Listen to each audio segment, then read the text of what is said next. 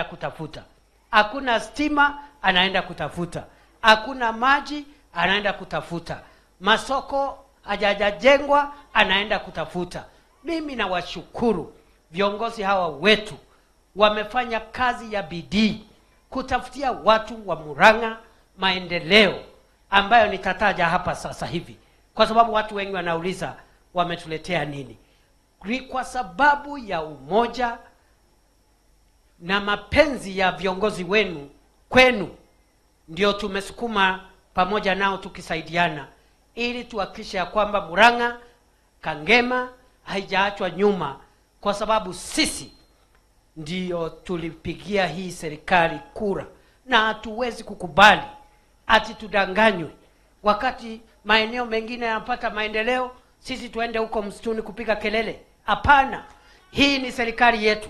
Lazima itujengee barabara, lazima itujengee masoko, lazima itupatie stima, lazima itupatie maji. Hii ni serikali yetu, hatutoki, tunang'ang'ana pale paka mwisho, paka siku ingine ile tutaenda kutafuta serikali nyingine. Nego kana tego ando itu. Twere serikali. Tukale dhini. Tukae ndani ya serikali. Tung'ang'ania huko. Tutafute barabara na maji na stima. Dunia ina moko mara iga tukale serikali. Very good. Kwa hivyo hao waheshimiwa wenu, Mheshimiwa Kihungi, Mheshimiwa Betty Maina, Mheshimiwa wa Maua, Mheshimiwa Sabina Chege, Mheshimiwa Veronica Maina, Mheshimiwa Dr. Mugo, mimi nauliza hawa viongozi ni fire si fire? Ni fire si fire? Wanatosha watoshi? Wanatosha watoshi? Waendelee wasiendelee? Waendelee wasiendelee? Wacha nione wale wanasema waendelee. Kwa hivyo hii tutam sio ya William Ruto peke yake. Si hata Kihungi ako kwa hiyo tutam. Si ako pale. Si hata Betty ako pale. Si hata Sabina ako pale. Si hata huyu wa Maua ako pale. Tuendelee tusiendelee jameni? Na Dr. Mugo wa Mathioya ako area. Hata yeye ni tutam. Mama namna gani? Ama namna gani watu ya Kangema? Si ni tutam tumekubaliana? Kutoka William Ruto mpaka kiongozi wale ule ako chini kabisa, tuende tukiwa timu moja, na deputy rais na yeye, na deputy rais na yeye, na deputy rais ni yeye. Wacha nione wale nasema sisi zote tuko kwa tutam jameni.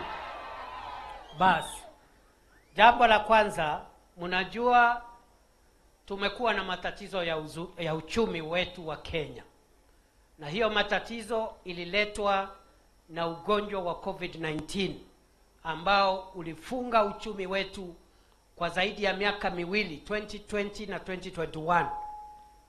Tukasimamisha shughuli zote za ujenzi wa taifa kwa sababu ya ule ugonjwa wa corona.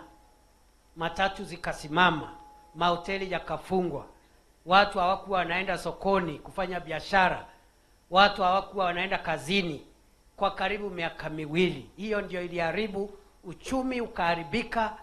Siku ile Rais William Ruto anaapishwa, uchumi ulikuwa umesambaratika.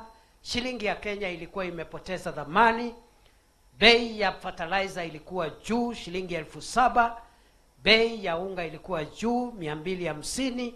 Bei ya petroli ilikuwa juu, 250 kwa lita moja.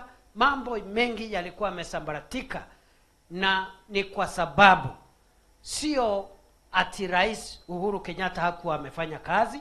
Uhuru Kenyatta alikuwa amefanya kazi kubwa sana, lakini vile ile janga la corona lilikuja likafunga uchumi, kukakuwa hakuna kazi inaendelea kwa miaka miwili. Hiyo ndio ilisababisha siku ile Rais Ruto anachukua usukani, uchumi huwe katika hali mahututi. Na katika miaka mitatu ambayo imepita, Rais Ruto ameendelea pamoja na sisi zote katika serikali kujaribu kusawasisha maneno ya uchumi. Na mnajua mahali tuko sasa sio mahali tulikuwa 2022. Tumesonga mbele kiasi, na bado tuko na miaka ingine miwili ya kusongesha kazi hata zaidi. Unajua ya kwamba